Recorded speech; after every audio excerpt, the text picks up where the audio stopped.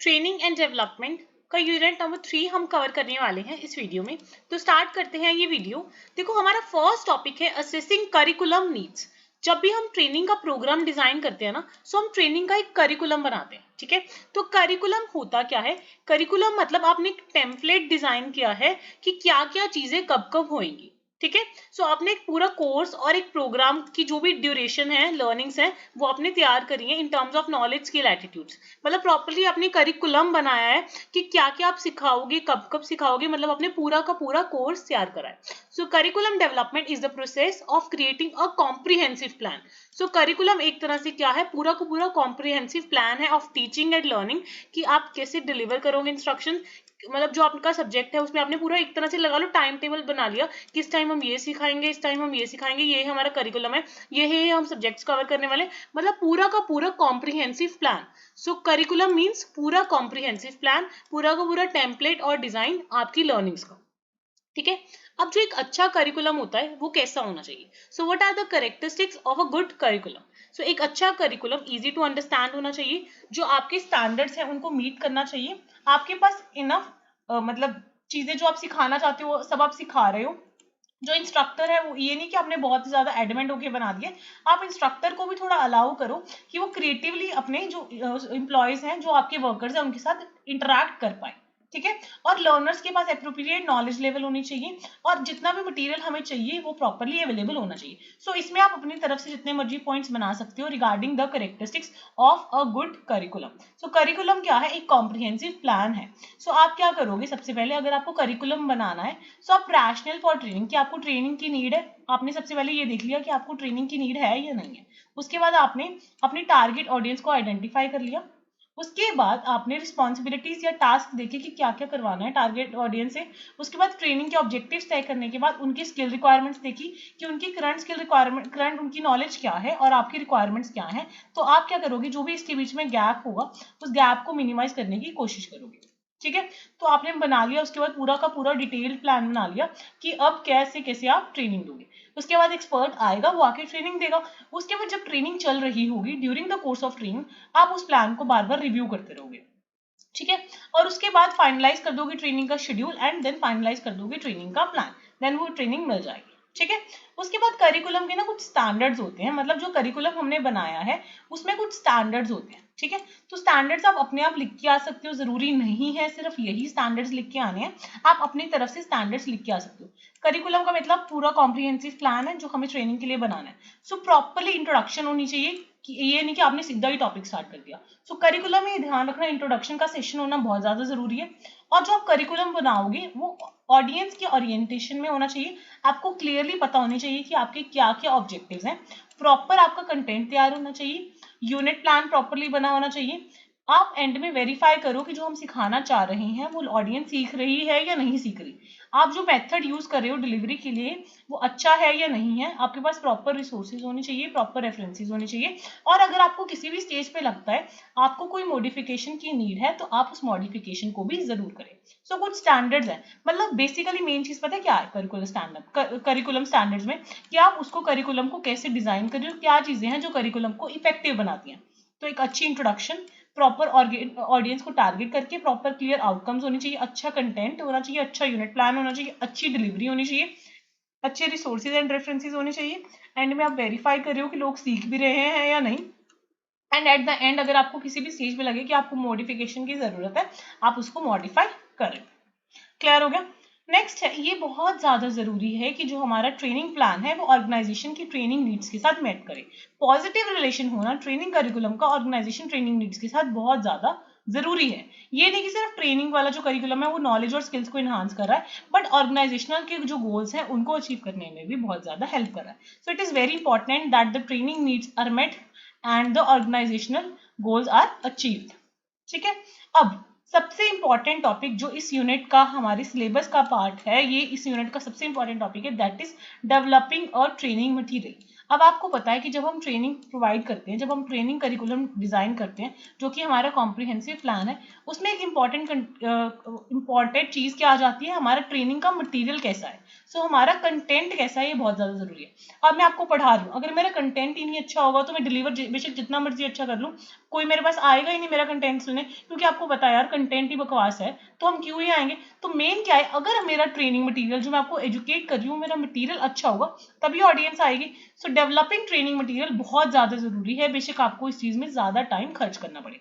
सो इसीलिए मैं भी ज्यादा ट्राई करती हूँ कि जो मटेरियल है वो ज्यादा अच्छा होना चाहिए, वही चीज है। तो अगर ये क्वेश्चन आ जाता है डेवलपिंग ट्रेनिंग मटेरियल, तो आप सबसे पहले टाइप्स ऑफ ट्रेनिंग मटेरियल लिख के आओगे, और ट्रेनिंग मटेरियल बनाने में क्या क्या स्टेप्स चाहिए वो आप लिखोगे, पर्पस क्या है ट्रेनिंग मटेरियल का, और बहुत सारे ट्रेनिंग मटेरियल्स अवेलेबल होते हैं, उनमें से सिलेक्ट हम कैसे करें।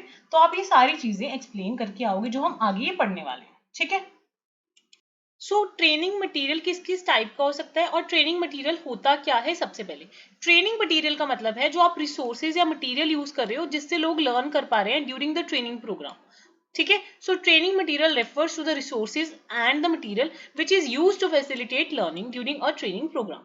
अब टाइप्स क्या हो सकते हैं ट्रेनिंग मटेरियल के, आप लेसन प्लान्स दे सकते हो, मतलब एक रिटन गाइड उनको दे सकते हो ऑफ इंस्ट्रक्शंस जो वो फॉलो कर रहे हैं। सेकंड क्या है, हैंडआउट्स। हैंडआउट्स क्या होते हैं, materials that are provided to participants during the training. इसमें वर्कशीट्स भी हो सकती हैं, रीडिंग मटेरियल भी हो सकता है, अदर रिसोर्सेज भी हो सकती हैं, ठीक है। उसके बाद विजुअल एड्स, मतलब आपने फॉर एग्जांपल कोई प्रेजेंटेशन चालू कर दी, कोई चार्ट्स दे दिए, कोई ग्राफ्स दे दी, कोई डायग्राम्स दे दी, ये सब चीजें। उसके बाद बहुत सारे मल्टीमीडिया के रिसोर्सेज। मल्टीमीडिया के रिसोर्सेज में क्या चीजें आ सकती हैं, जैसे कोई वीडियो दे दी, कोई ऑडियो रिकॉर्डिंग दे दी, या फिर कोई और ई लर्निंग मॉड्यूल दे दी। तो अभी तक हमने क्या क्या लर्निंग मटेरियल्स पढ़े या क्या क्या ट्रेनिंग मटेरियल्स पढ़े, lesson plans, handouts, visual aids, multimedia resources. उसके अलावा आपने उनसे टेस्ट या क्विज या कोई और असेसमेंट्स करवा ली, असेसमेंट्स और भी तरह से हो सकती हैं। उसके अलावा कोई केस स्टडी दे दी, कोई रियल लाइफ एग्जांपल दे दी, अब बताओ कि अगर ऐसा ऐसा होता है तो आप बताओ इसमें आप कैसे रिएक्ट करोगे। So these are the example कि आपने कोई केस स्टडी दे दी। उसके अलावा कोई रोल प्लेइंग एक्टिविटी दे दी ताकि उनके अंदर कोई नई स्किल रीइंफोर्स हो, फीडबैक फॉर्म्स दे दिए। उसके अलावा बहुत सारा ई लर्निंग मटेरियल अवेलेबल होता है जिसमें बहुत सारी इंटरैक्टिव मॉड्यूल्स होती हैं, या फिर आपने कोई रेफरेंस मटेरियल दे दिया, कोई मैनुअल दे दी, या कोई और रिसोर्सेज दे दी। So these are all the types of training material, lesson plan, handouts, visual aids, multimedia resources, assessments, case studies, role playing activities, feedback forms, e learning materials and reference materials. Clear हो गया, ये थोड़ा सा learn कर लेना, वैसे easy है, आप खुद भी लिख सकते हो अपनी तरफ से बना के, ठीक है। ये भी अलग अलग लिख सकते हो, वर्कशीट्स, रीडिंग मटेरियल, ये सब अलग अलग पॉइंट्स भी बना सकते हो, आपकी चॉइस है। क्विजेस, टेस्ट, असेसमेंट्स, ऐसे अलग अलग पॉइंट्स भी बना के आप अपने आंसर को लेंथी कर सकते हो, ठीक है। नेक्स्ट है, अभी आपको ट्रेनिंग मटेरियल प्रिपेयर करना है। फॉर एग्जाम्पल अभी मुझे आपके लिए ट्रेनिंग मटेरियल प्रोवाइड करना है, तो मैं आपको पढ़ा रही हूँ, तो मुझे आपके लिए मटेरियल तैयार करना है। तो सबसे पहले मैं क्या क्या देखूंगी, मैं सिलेबस देखूंगी ना, मैं लर्निंग ऑब्जेक्टिव देखूंगी कि हमें लर्न क्या करना है। लर्न हमें एग्जाम ओरिएंटेड करना है, हमारा एमकॉम का या किसी भी सब्जेक्ट का एग्जाम है, तो हमारे ऑब्जेक्टिव क्या है, एग्जाम में अच्छे मार्क्स लेके आना। एग्जाम कैसा है, सब्जेक्टिव है या ऑब्जेक्टिव है, मैं पहले ये देखूंगी। उसके बाद कंटेंट देखूंगी, मतलब मेरा सिलेबस देखूंगी। उसके बाद मैं ये देखूंगी मेरी ऑडियंस कौन है, मतलब जो मेरी ऑडियंस है उन्हें हिंदी में समझ आता है, इंग्लिश में समझ आता है। आई वुड आइडेंटिफाई कि मेरी ऑडियंस कैसी है, ठीक है। उसके बाद मैं ट्रेनिंग का मेथड देखूंगी कि मैं कैसे पढ़ा रही हूँ, मैं ऑनलाइन पढ़ा रही हूँ, क्या मीडिया यूज कर रही हूँ, सोशल मीडिया, यूट्यूब, क्या चीज यूज कर रही हूँ, ठीक है। उसके बाद मैं एक आउटलाइन तैयार करूंगी कि मेरे को ऐसे ऐसे कंटेंट चाहिए, ये वाला कलर चाहिए, ऐसे ऐसे चाहिए, छोटा सा आउटलाइन बना लूंगी। उसके बाद ये सब तय करने के बाद मैं अपना कंटेंट डेवलप करूंगी, ठीक है। उसके बाद मैं ऑडियो मतलब विजुअल एड्स यूज करूंगी, जैसे मैं मार्कर्स वगैरह यूज कर रही हूँ। उसके बाद अगर मैं चाहूँ तो कोई इंटरेक्टिव एलिमेंट्स ऐड कर सकती हूँ जिससे आपका जो कंसंट्रेशन लेवल है वो बढ़ जाए। फॉर एग्जाम्पल मैं कोई डायग्राम यूज कर रही हूँ आपको अच्छे से एक्सप्लेन करने के लिए, वो इंटरेक्टिव एलिमेंट्स हो गए। उसके बाद मैं आपको पढ़ा दूँ, उसके बाद मैं टेस्ट एंड रिवाइज करूंगी। उसके बाद मैं एक बार मटेरियल मैंने तैयार कर दिया, मैं देखूंगी ना कि मैंने मटेरियल कोई गड़बड़ तो नहीं कर दी, तो I will test and revise my material, then I will finalise the material and उसके बाद मैं आपको ट्रेनिंग दे दूंगी, उसको मैं पढ़ा दूंगी। सो वो सिंपल जो हम रियल लाइफ में चीजें करते हैं ना, बस उसको आपको सब्जेक्ट के साथ मोल्ड करते हुए चलना है। So these are the steps of preparing और training material and selecting the training material, कि आप ऐसे ही प्रिपेयर करोगे, अगर आपको सिलेक्ट करना है तो इसी बेसिस पे आप उस ट्रेनिंग मटेरियल को सिलेक्ट कर लोगे जो कि सुटेबल होगा as per your needs. Clear हो गया। नेक्स्ट, अब हम ट्रेनिंग मटेरियल प्रिपेयर करते हैं, क्यों करते हैं। अब मैं आपको आपके लिए कंटेंट प्रिपेयर कर रही हूँ, वही एग्जाम्पल कंटिन्यू करके चलते हैं। तो मेरा क्या पर्पज है, आपको लर्निंग में सपोर्ट करना, जो भी इन्फॉर्मेशन मेरे पास है उस इन्फॉर्मेशन को आप तक कम्युनिकेट करना। अब मैं क्यों पढ़ा रही हूँ, अगर आप बुक्स से भी पढ़ सकते हो ना, तो आपका रिटेंशन प्रमोट हो, मतलब आपको जल्दी लर्न हो जाए। So support your learning to promote your retention, आपके तक इन्फॉर्मेशन पहुंचाना, आपकी मेरे साथ एंगेजमेंट बढ़े कि आपको मेरे साथ समझ आ रहा है, आप मोटिवेटेड फील करो, आप ऐसे ना फील करो, अंडर कॉन्फिडेंट ना फील करो कि आपको ये सब्जेक्ट ही नहीं समझ आ रहा। आपकी एक स्टैंडर्डाइज ट्रेनिंग हो रही है, जो मेरी नॉलेज है वो आप तक ट्रांसफर हो रही है, हो रही है तो फैसिलिटेट कर रही हूँ मैं ट्रांसफर, और एंड में हम मेजर कर सकते हैं लर्निंग आउटकम्स को। तो ट्रेनिंग मटेरियल बनाने का मकसद क्या है? इंफॉर्मेशन का ट्रांसफर करना, आप तक इंफॉर्मेशन पहुंचाना, आपको हेल्प करना लर्निंग में, आपका रिटेंशन इंप्रूव करना, एंगेजमेंट को इंक्रीज करना, स्टैंडर्डाइज करना, फैसिलिटेट करना ट्रांसफर। अपनी तरफ से कुछ भी लिख के आ सकते हो, बस हेडिंग्स होना मस्ट है, इंट्रोडक्शन दे देना, पॉइंट्स लिख देना, एंड में कंक्लूजन लिख देना। समझ आ गया सबको? देखो अभी ट्रेनिंग की ना 3 स्टेजेस हैं। There are 3 stages of training, एक प्रिपरेटरी स्टेज, एक इम्प्लीमेंटेशन स्टेज एंड एक फॉलोअप स्टेज। जैसे हमने पहले करा था ना, before training, during training and after training, same वही चीज है कि एक प्रिपरेटरी स्टेज है, एक इम्प्लीमेंटेशन स्टेज है, एक फॉलोअप स्टेज है जिसको हम इवैल्यूएशन स्टेज भी बोलते हैं।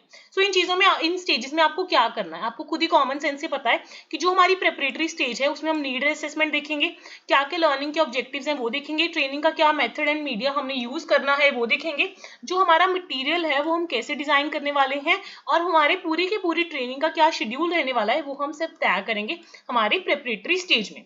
ठीक है, उसके बाद नेक्स्ट हमारी स्टेज आ जाती है इम्प्लीमेंटेशन स्टेज। इम्प्लीमेंटेशन में हम हमारे ट्रेनिंग के सेशंस कंडक्ट करवाएंगे और ये देखेंगे कि जो लर्निंग एक्टिविटीज हैं वो प्रॉपरली हो रही हैं या नहीं, उसके ऊपर उनको फीडबैक देंगे और देखेंगे कि क्या लर्नर्स प्रोग्रेस कर रहे हैं या नहीं।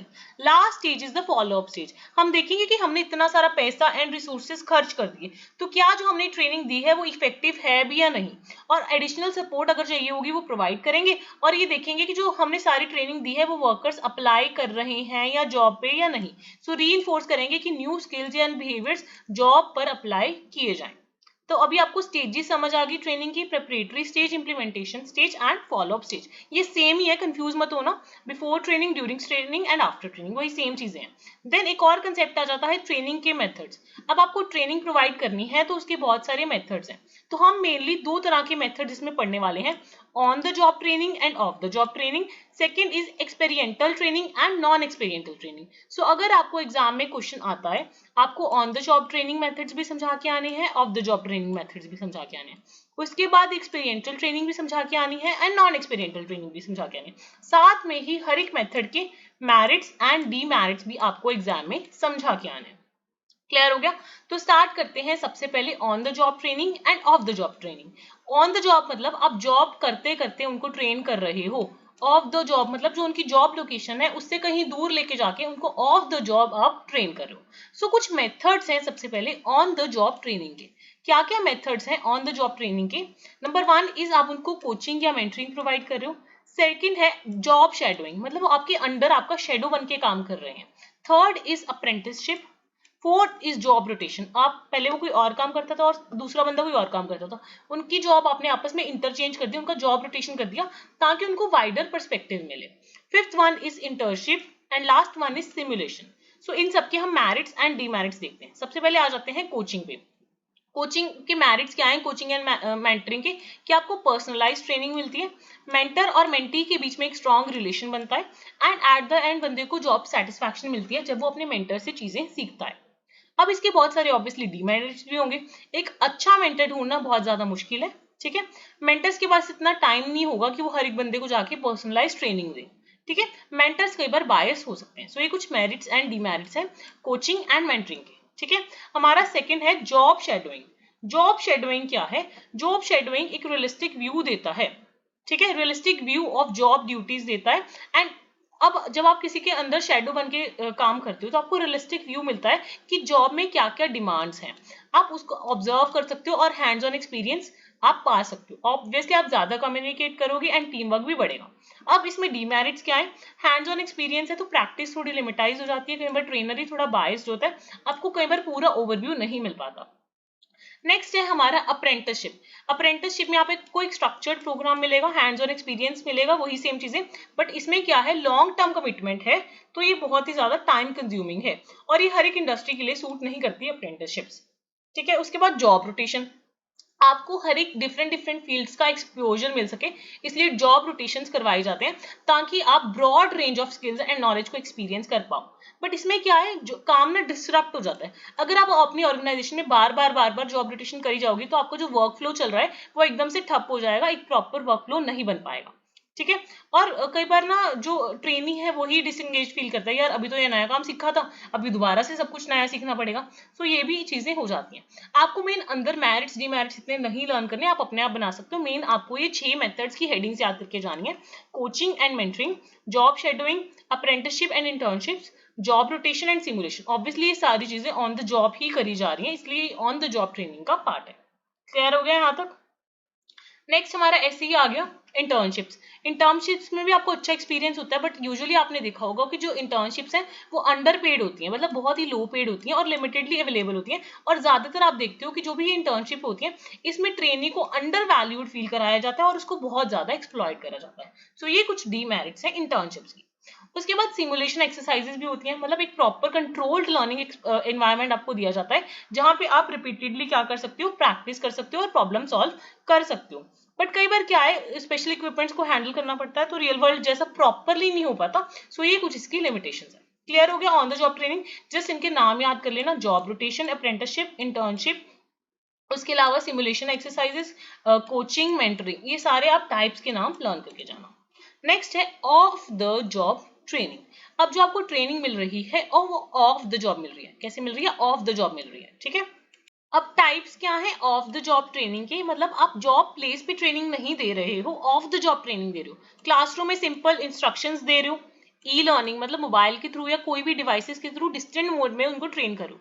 कॉन्फ्रेंसेस ऑर्गेनाइज कर रहे हो, वर्कशॉप्स ऑर्गेनाइज कर रहे हो, सेल्फ पेस्ड लर्निंग कर रहे हो या सिमुलेशन एक्सरसाइजेस करो। These all are examples of the job training. जैसे आपने प्रोग्राम्ड इंस्ट्रक्शंस भी एक कंसेप्ट कराएगा, वो भी पार्ट है ऑफ द जॉब ट्रेनिंग का, क्योंकि इसमें भी आप सेल्फ पेस पे लर्न करते हो। तो जब आप क्लासरूम में टीचिंग करते हो तो वो इंटरेक्टिव होती है, डायरेक्ट इंटरेक्शन होती है इंस्ट्रक्टर के बीच में, इमीडिएट फीडबैक एंड क्लैरिफिकेशन मिल जाती है। बट डीमेरिट्स क्या है, इतनी फ्लेक्सिबिलिटी नहीं होती और not suitable for all type of learners. हम भी जैसे बोर हो जाते हैं जब क्लासरूम में इंस्ट्रक्शंस मिलती हैं, वही चीज है ना, हम डिसएंगेज्ड और बोर्ड फील करते हैं। बट जब हम प्रैक्टिकली अप्रोच में होते हैं तो ज्यादा बेटर होती है। तो ये आप मेरिट्स एंड डीमेरिट्स अपने आप लिख के आ सकते हो। नेक्स्ट ई लर्निंग, वही है कि आपको रिमोट एरियाज में भी एक्सेस मिल जाता है, सेल्फ पेस पे बंदा सीख सकता है। बट क्या है कि आपको टेक्नोलॉजी भी चाहिए, इंटरनेट भी चाहिए, डायरेक्ट इंटरेक्शन नहीं हो पाता और कईयों को लगता है यार क्या बोरिंग सा, हमें नहीं सुनना, तो वो सुनते ही नहीं है, बस लगा के छोड़ देते हैं, जैसे हमारी ऑनलाइन क्लासेस होती थी, सेम ही चीज है ना। सो ई लर्निंग क्या मेरिट्स एंड डीमेरिट्स लिख के आ सकते हो।